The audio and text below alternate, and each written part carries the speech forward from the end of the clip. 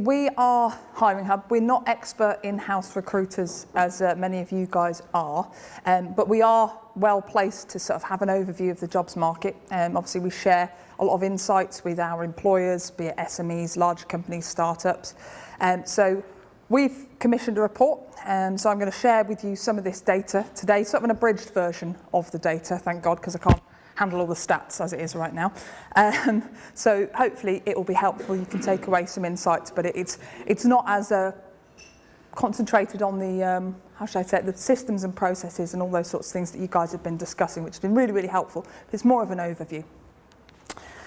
So this is us. I didn't write this, obviously. I'm a reasonably accomplished rapper, but I'm obviously held in high esteem there. We work for Hiring Hub. We're one of the 50 fastest growing technology companies in the North and top scale-up companies in the UK. We champion small independent recruitment agencies and we use data and reviews to inject trust and integrity into the marketplace model. And to the recruitment agency model, I should say. So, as I mentioned our report, what did we do? So we analysed how long employers leave vacancies live on their own careers web pages on the premise that skills shortages first become visible by organisations struggling to fill jobs. We compared this data with economic trends and job volumes to see what it all means. So we sourced data from around 12,000 companies and 34,000 vacancies, quite a lot in there. So, we're in the shit, a little bit, excuse the profanities, and it will likely get worse. Brexit will impact freedom of movement, which could push companies into more aggressive recruitment strategies and put pressure on salaries. And once we leave the EU, British companies no longer have access to the European talent pool, which is not news to you guys, I'm sure. But basically, it becomes, skills shortages becomes a more and more political issue as we move forward. So we are talking about London. We'll take you through some of our data now. We'll start with London because that's where we are. So obviously in the 80s and 90s, with the introduction of the free movement of people and single market, London transformed to become the financial services capital of Europe. But now, with Brexit and people leaving the EU, people leaving London, are leaving London, I should say. The exact opposite is happening. People, capital, businesses are starting to leave London, as we've just kind of touched on there. So in a recent survey by law firm Baker and McKenzie, it was projected that 56% of EU nationals currently working in the UK plan to leave by March 2019, which is obviously quite a high number. In terms of what this means for the labour market, the big question is what employers then do. So if supply falls but demand remains as is, then salaries will have to rise to reflect this. So we might see some fluctuation in salaries. Equally, if the movement of people is then followed by companies and capital, the net result may well be job shortages, but within the context of a shrinking economy, where there may well be a downward pressure on salaries as a result. We've also learned that international migration has seen a decline, with registrations for new national insurance numbers having dropped 15% since this time last year. So a fall in registrations from the EU accounted for 3/4 of the total drop. So EU nationals are not wanting to come here, basically, as much. So on the flip side, again, not all doom and gloom, London has the largest share of jobs in the UK market, with 34% of UK's jobs based in the capital.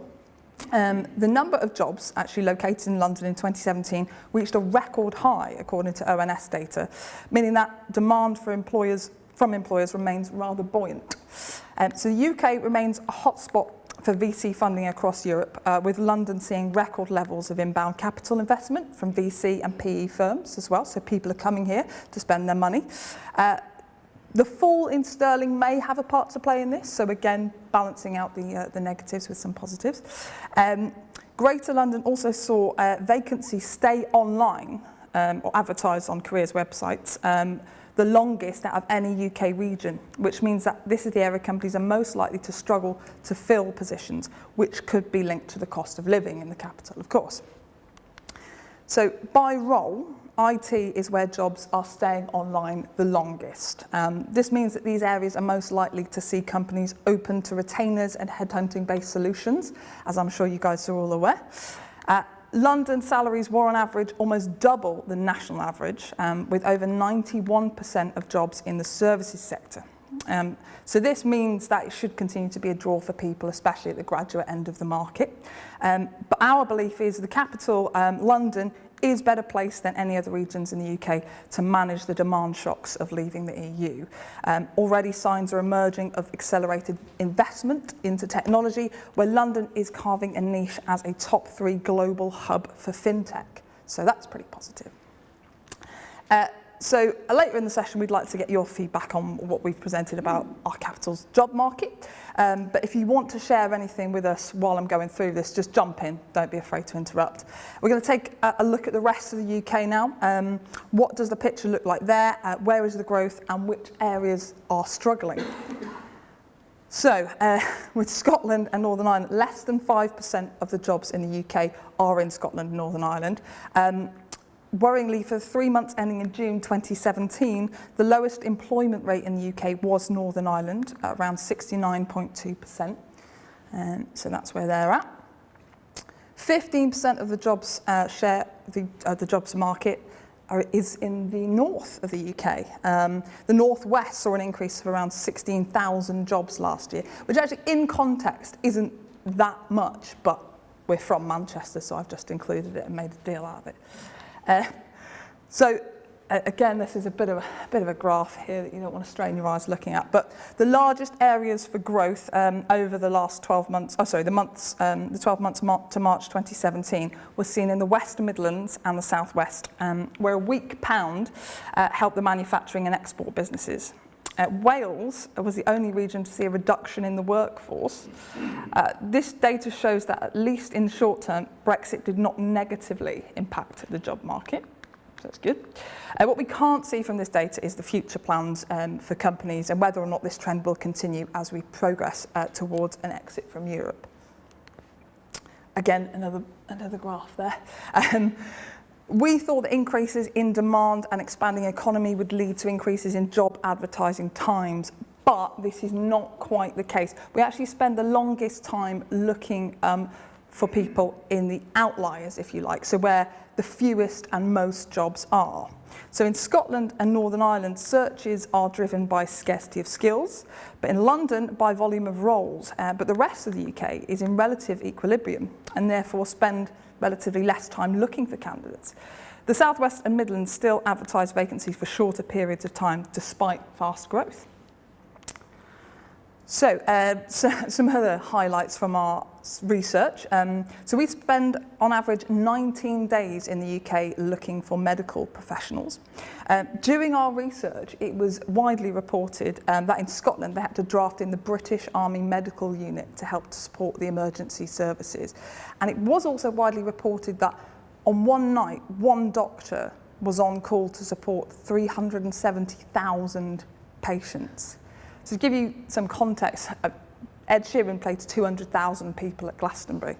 Imagine if he then had to examine their bunions. It doesn't really bear thinking about. So we also, and this is a bit of a scary one, if nurses from EU and non-EU countries stop coming to the UK in 2019, the forecast said within 6 years there would be a nursing staff shortage of between 26 and 42,000. So quite a lot. So companies such as On the Beach and UK Fast have actually set up their own sort of digital skills academies in Manchester in order to attract and train digital talent, which is a great thing to do, I think. And clients like Money Supermarket have actually moved their tech HQ from Chester again to Manchester in order to attract more talent there because it's more densely populated. You can, of course, review pay and benefits across the company. This needs to be done nationally and not regionally. You can coach hiring managers on availability of skills. I'm sure I'm preaching to the choir here because I've had a lot of discussions with you guys about hiring managers and reining it in. So that's one. We actually do At Hiring Hub, we work with a number of SMEs. One of our clients, who are a medical devices manufacturer in Lancashire called MI3, you've probably heard of them. They always come to us basically before they put a role live on the marketplace, just to discuss the conditions of the vacancy, hear what kind of salaries are out there, get some advice, because we're so well placed to give it, essentially. You can also, the likes of, this is my favourite, Co-op Funeral Care are now recruiting apprentice funeral directors because, ironically, it's a dying trade. Thank you. Got to get that one in there. Of course, you can use events and community engagement to support brand as well, much of what you guys are doing here, and which was discussed in some of our previous discussions as well. And of course, really importantly, is look at the candidate journey and employer brand, which again is such a hot topic at the moment and everybody is considering it. But of course, you can consider casting your net a little bit wider and using Hiring Hub as well, so shameless plug. So if you do want the full report on the skills shortage, come and see us, it's available soon. And we're here to discuss with you guys what challenges you're facing. That's very much the whole ethos of this event. So come and have a chat with us, speak amongst each other, share ideas, and it'd be great to hear what you guys are up to.